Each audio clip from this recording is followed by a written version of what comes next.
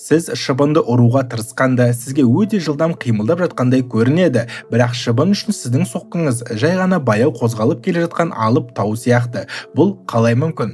Ғылымда жыпылықтаудың сыни жиілігі деген ұғым бар. Бұл көз бен мидың 1 секунд ішінде қанша кадрды қабылдап өңдей алатынын көрсететін көрсеткіш.